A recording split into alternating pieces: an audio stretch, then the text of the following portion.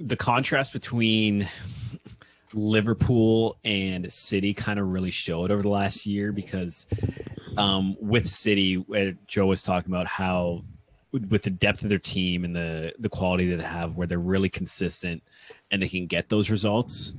You know, obviously with Liverpool winning Champions League and then winning the EPL in recent history, then just really, I wouldn't call it collapse, but just really doing poorly after they had their injury struggles at the end of last year. And it just goes to show that they're a few injuries away from not being able to compete.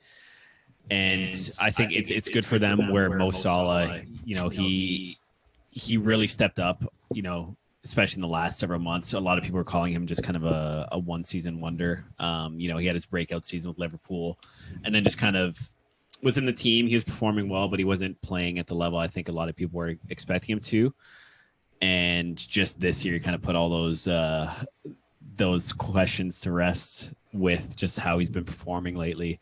Because he's honestly just Ballon d'Or material with how he's been performing, right? Just the goals he scored against City, and just even today his goal, we were talking about it, where it just fell off my seat with the jockey on Alonso and then just putting it near post on Mendy.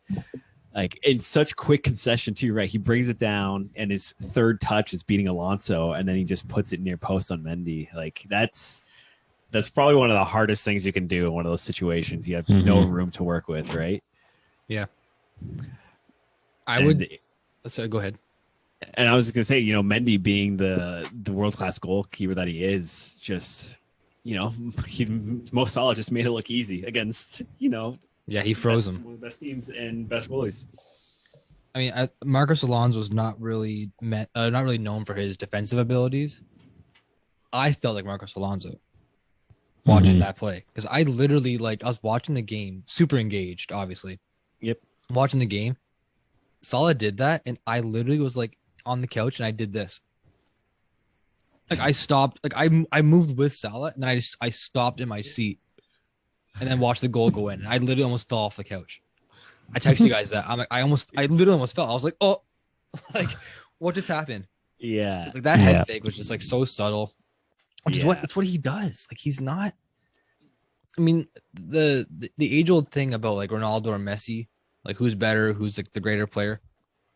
They're so different in what they do, and just like they're good. They're different in what they're good at. Ronaldo's all about pace and like just power and just strength, and Messi's like agility, quickness, like quick lateral movements, and that's kind of like what Mo Salah does. And I remember one of the pundits were saying how like Mo Salah is kind of the closest thing to Lionel Messi that we have now. Like Messi in his prime. I know Messi's still Messi, but I mean Messi of like 6, 7, 8 years ago. Yeah. They're saying that Mo Salah is kind of like the most comparable player that we have out there. Yeah. And with the moves like he did today, like it was so easy. Yeah. You know, he wasn't doing like 30 step overs and some crazy like Rabona like move. It was just one little head fake, just took Alonso completely out of the play. And then he froze Mendy, who was one of the Premier League goalkeeper of the year last season. Yeah.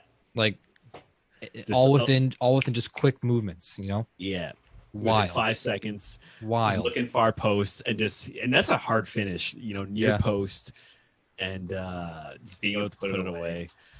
Super impressive. I mean, he's been one of my top players for the last month or 2 months, just because he's kind of brought it to another level for himself. Hopefully he gets recognition with a Ballon d'Or win, because obviously Messi won it this year. Questionable whether he should have.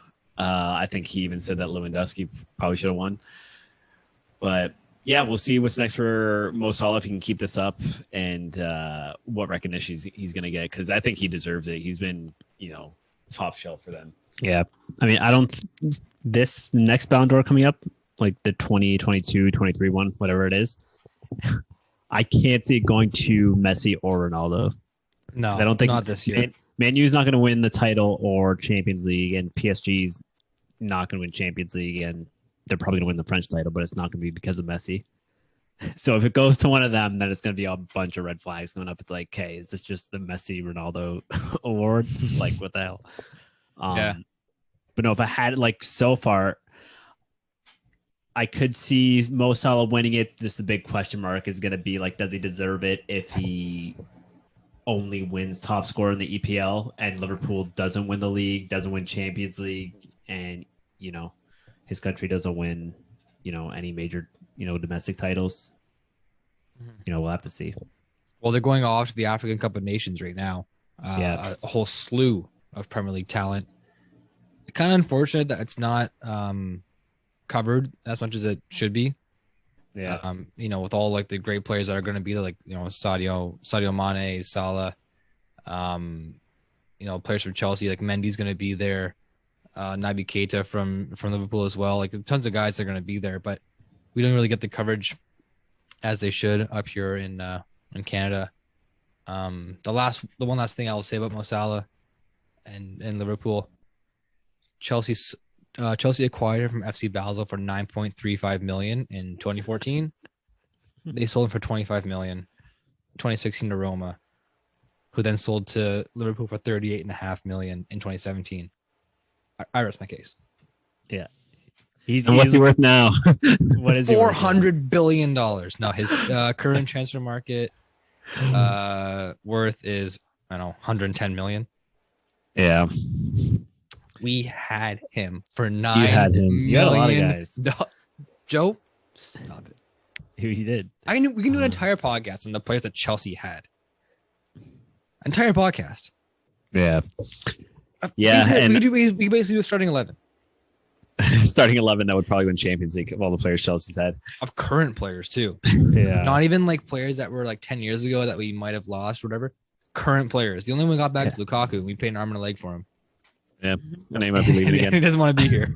He doesn't even want to be on the team. Yeah. So we'll see how the 2022 unfolds for Liverpool. I think they're also out of it, bearing a disaster from Man City, which I don't think is going to happen. So obviously I think obviously they're going to try to do their best in the EPL, but I think they might start putting a lot of focus on Champions League, making that the primary goal for the year. Because I think Klopp might have too much respect for Pep. Where, I think you wouldn't be a manager at the top level if you don't think you can always win. But right. I think they are going to just reshuffle their priorities realistically to try and give them the best chance to have a successful season and win some silverware.